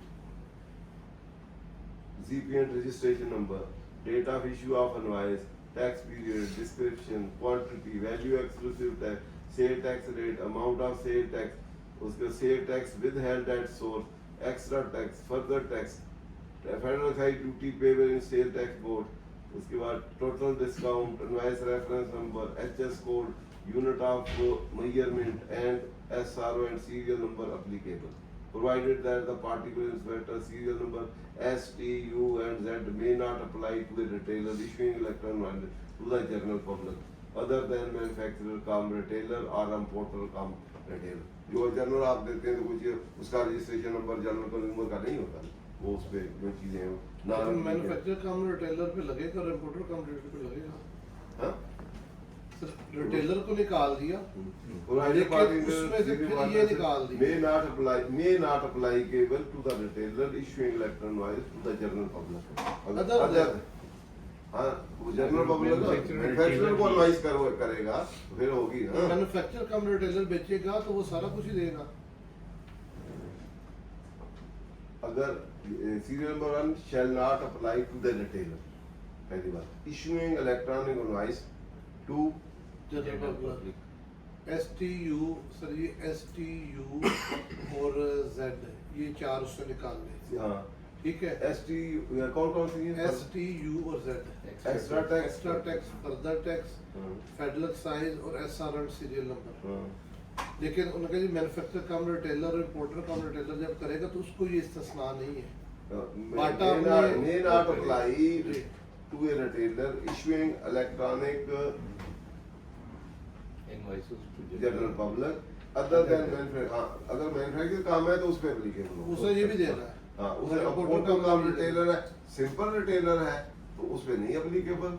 अगर manufacture काम retailer है या importer काम retailer है तो उस पे applicable, ठीक है ना। सिंपली और अदर देन मैन्युफैक्चरर या अदर इंपोर्टर रिटेलर है उस पे नहीं, लेकिन मैन्युफैक्चर काम रिटेलर मैन्युफैक्चर भी और रिटेलर भी तो उस पे एप्लीकेबल। इस तरह इंपोर्टर और रिटेलर है तो ये आगे सब रूल देख लिया बहुत सारे। issuance of electronic invoice and record. The integrated file shall issue real-time verifiable electronic sale tax invoice for every taxable supply and subsidy.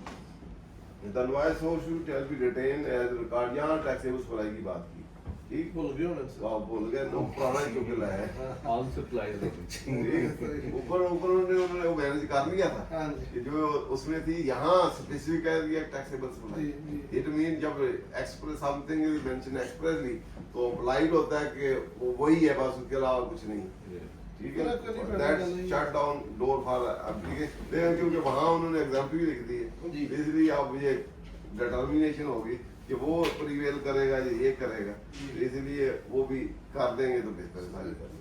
Real time advice is advice so issue shall be retained as record for a period 6 years। अब देखेंगे taxable वाली retain करनी है तो वो कहेगा ची वो इशू तो करता हूँ रखता नहीं एग्जाम्पल वाली, ठीक है। वो इशू करना तो सिपाया था लेकिन वो रिटेन करना 4 साल के लिए तो उसने कहा इसलिए टैक्सेबल रिटेन करनी 6 साल के लिए, 4 साल 6 साल उसमें 6 साल 24 में 6 year electronic media provider। The debit credit note shall also be issued electronically through the integrated system and retain a format। तो ये भी अब इलेक्ट्रॉनिकली साथ साथ ही चलेंगे काम। तो in case of online sale including market sale the electronic shall be issued automatically and record thereof shall be maintained। वो ये maintenance के अंतर्गत। Condition of electronic storage, electronic documents specified in 150S shall be stored in such manner in from time original transmission of created at the time of department audit। ये almost वही है जो पहले हमने पढ़े थे। Integrated shall provide access to the premises or record specified by date of the act for the purpose section 25 of the act। Officer of the as authorized by the commissioner having authority, board may issue instruction for technical order। technical order करना है board। The extension date of integrating the commissioner land owner have jurisdiction mail of session time for up to 60 days in aggregate with 15 days interval for integration and compliance under this chapter। Provided such integration process shall be continue to issue paper wise until such time as extended by the commissioner। Provision of electronic transmission ordinance ये उसी तरह ही all the provisional electronic transmission ordinance relating to recognition of document record information communication and transaction in electronic form indication and certification service provided that for matter salary there shall apply consequence of non-compliance or contravention। The integrated person who is found to have tampered with the system or made a sale in the manner otherwise than prescribing this session or who contravene any provision of this chapter shall be subject to penalty under section 33 and any restriction under the provision of the act or the rule made thereunder. उसके बाद responsibility of the integrated person. The integrator shall make all the electronic devices, hardware and hardware including payment counter comprising point of sale at each outlet available for installation of system, be responsible for smooth functioning of all the hardware and software report to the board and concerned commissioner within 24 hours of any operational failure, damage, disruption or tampering of any system or report any inoperative electronic device, hardware and software within 24 hours with the reason along with document evidence to the commissioner holding jurisdiction. Provision of verification facility by the board. The board shall provide a facility on its website to the buyer of integrated person to verify if the invoice issued to him by such integrator has been communicated to the board system order. The internet interruption. The invoice generated during any period of failure of electronic system or point of sale or hardware included disruption caused by internet or power failure shall be clearly identified as invoice issue in the offline mode and shall be uploaded within 24 hours. तो अगर इधर से हो भी गई है 24 में आप उसको अपलोड कर दें. Function of the officer of land. The officer of land having jurisdiction shall monitor and operate the system through periodic visit authorized in this behalf by the commissioner. Where integrated person does not account for sale without generating an SY comparing to CR code and FDR invoice number, the officer of state shall compute the taxes on such goods relating to uncounted for the invoice and recover the same under the relevant provision of the law beside any other action including penal action that may be taken under the action under rule licensing. Save as provided section law, no person shall carry integration of 25% through software unless he has obtained license under the rule. No license under it shall be maintained or operate system if the provided any other software which is not authorized under the rule. Every electronic license software or point of sale including payment counter whether fixed or portable of any notified registered person which generate a invoice or receipt of payment either in cash or through debit credit card shall integrate with the board through the license integrator. Prior to act as a license integrator, notwithstanding any provision of the source, Paral shall act as a licensed integrator for the purpose of Rule 50. अब Paral से आप direct integrate कर सकते हैं. प्राल free देगा बाकी पैसों को देंगे. Paral shall provide free of cost integration services to the registered person on demand. Paral, as and when required by the board, shall provide free of cost download loadable electronic licensing software or point of sale or software on the board official website. Function of the licensing committee. The board shall notify the licensing committee which shall perform function in accordance to year so or other instruction procedure issued by the board. Board shall notify the convener of the licensing committee. Application of grant order. As application for grant order for integration of any which shall be made in duplicate to the result. No application shall be considered unless accompanied by the different document of the तो license देना है procedure of grant on receipt of application grant and board license shall दे देंगे आप. ठीक है. Right of grant license licensee shall have the right to install, configure, integrate, operate and maintain electronic software.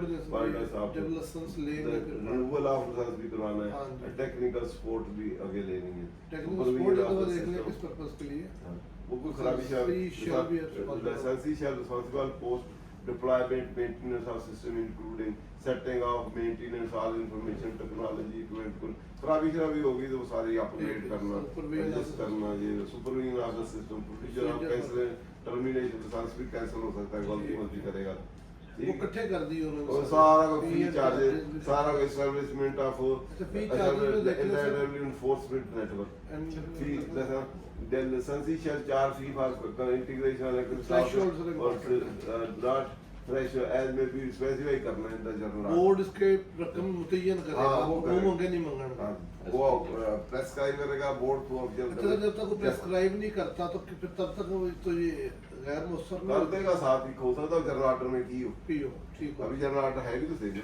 No fee shall be payable by the board and any of its field of function establishment of inland enforcement network भी बनाना the board shall establish inland revenue enforcement network which shall be responsible for combating evasion and leakage of taxes payable on goods and services by way of enforcement unit of the concerned मैंने कहा था हर leakage है वो उसको commit करने के लिए function of the network to check and verify any of the eventuality enforcement secured revenue shall patrol the premises of the integrated person and verify whether all electronic devices software point of sale are integrated and devices are being reported to FPR Test जो है। real time and shall report it ये monitoring करेंगे वो जो अगर वो दिखा दे जो 4 इंटीग्रेशन वाले आए हैं वो लगा double a content shall be download कर दिया नीचे आ जाए मैं आज इसको ही खत्म कर चलिए वो खत्म हो गया चलो थैंक यू वेरी मच मैं कहता हूँ 4 वो देखो ना इंटीग्रेशन वाले का भी मिल जाए अगर सामने है तो ये तो कौन सा? वो नेक्स्ट जो 4 है वो भी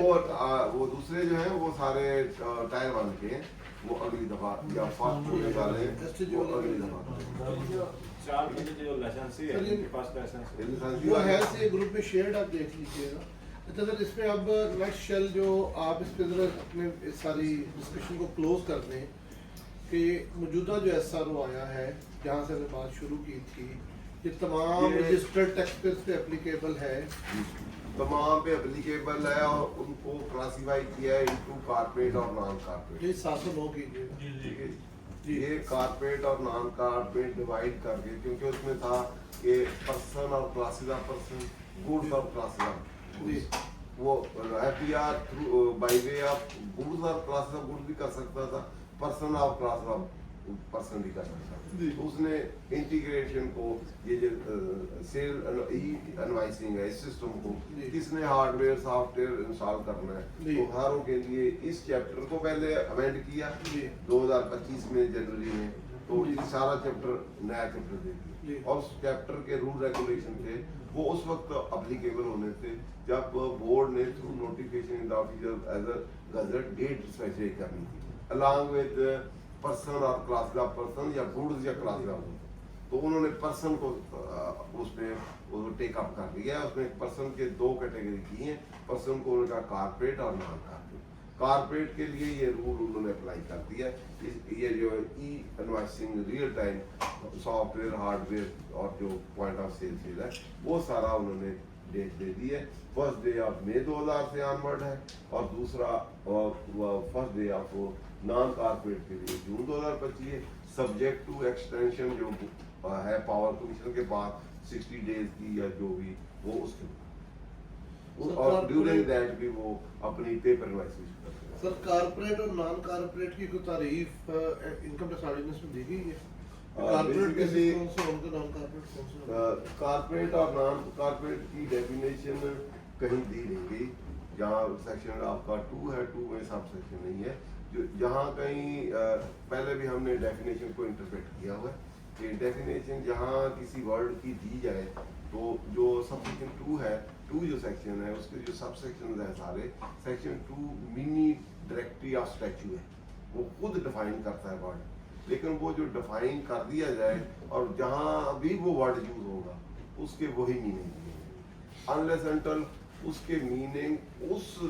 सेक्शन में उसके मीनिंग कुछ और हो, तो फिर वो सेक्शन जो सेक्शन में वो प्रीवेल करेगा क्योंकि जो डेफिनेशन वाला सेक्शन है वो सब्जेक्ट टू से स्टार्ट होता है सब्जेक्ट टू कंटेस्ट और सब्जेक्ट तो वहां से स्टार्ट होता है कि वो प्रीवेल करेगा फिर ये नहीं होगा पहली बात हमने ये लिखना डिफाइंड है तो उसी तरह लेना है अगर उस चैप्टर में या उस सेक्शन में कुछ और मीनिंग है तो वो चलेंगे अगर कोई वर्ड गिवन ही नहीं है तो फिर हम उसके directly meaning ordinary meaning popular meaning अगर टेक्निकल वर्ड है तो in the technical sense ordinary word है इन द ऑर्डिनरी सेंस फिर दूसरा हम एक और रूल अडॉप्ट करते हैं वो है जुडिशियल अगर लॉ किसी कोर्ट ने डिफाइन किया है और उसमें वर्ड डिफाइन वर्ड की मीनिंग है विद रेफरेंस टू वो स्टैट्यूट कहीं और रेफरेंस में है तो वो उसमें किया है तो उसको हम लेंगे वो भी नहीं है तो फिर डायरेक्टली ऑर्डिनरी वो फिर पॉपुलर मीनिंग जो जिस सेंस में जिस स्टैच्यू का जो नेचर है उसमें जो है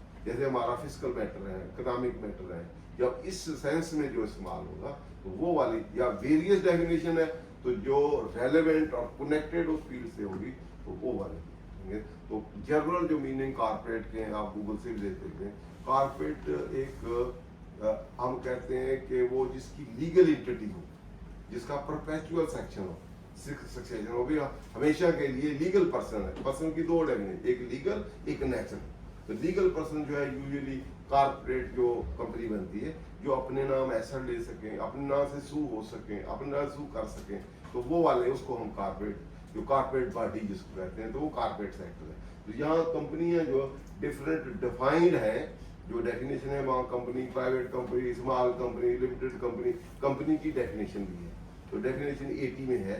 तो सब पर्सन को हम देखेंगे वहाँ पर्सन की डेफिनेशन सेक्शन 80 है ना, तो 80 में देखेंगे तो वहाँ दो कैटेगरी, तीन कैटेगरी समझ लीजिए। एक कारपोरेट को हम जो कंपनी की डेफिनेशन है उसको हम कारपोरेट कहेंगे, जो नॉन कंपनी की डेफिनेशन एओपी और इंडिविजुअल की है उसको हम नॉन कारपोरेट कहेंगे।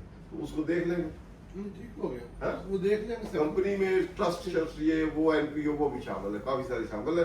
एक कंपनी है जो बैंकिंग कंपनी, जो कंपनी की डेफिनेशन अंडर सेक्शन जो आपका कंपनी एक्ट 2017 है उसमें जो डिफाइंड है, उसमें पब्लिक है, प्राइवेट है, एनपीओ है, वो काफी कंपनीज हैं, वो सारी आएंगी। उसके अलावा टैक्स लॉ ने कुछ और भी जो है उसमें शामिल की है, जैसे ट्रस्ट है या और इस तरह की चीजें जो सोसाइटी है वो भी कारपोरेट होंगे।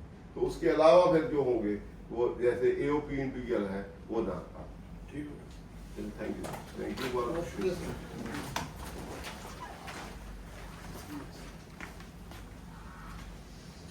मैं इंतहाई मशहूर हूँ सर मंशा सुखेरा साहब का, और आज का लेक्चर जो है ये इंतहाई इम्पोर्टेंस का हाइल, इंतहाई अहमियत का हामिल है, क्योंकि जो सर ने जिस तरह गाइड किया इलेक्ट्रॉनिक या ई रिटर्न के बाद ई इनवाइस, और शायद और यकीनन ये यहाँ पे सिलसिला रुकना नहीं है, एक वक्त आ जाना है कि शायद सारा ई रिकॉर्ड भी अब आपका वो इसमें मुतारफ़ हो जाए।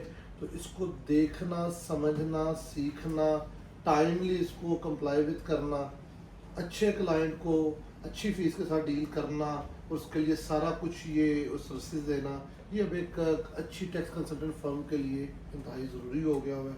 इसको हम इंशाल्लाह आइंदा भी सेल डेस्क के साथ हम कुछ लेक्चर्स आपकी इजाज़त से आगे लेके चलते हैं, ताकि अगले जो एसआरओ है उसको डिस्कस करेंगे, उसके बाद में आप जी इनपुट आउटपुट बाकी जितने जी। तो इस पे जो अभी करंट्स में ये पार्टनर्स जो सारे एसर्स आए हैं इनको हम लेके आगे चलेंगे, और इसको पहले प्रायोरिटी पे हम सर से अब सेल डेस्क के जितने भी सेक्शन है वो सेक्शन वाइज करता जी।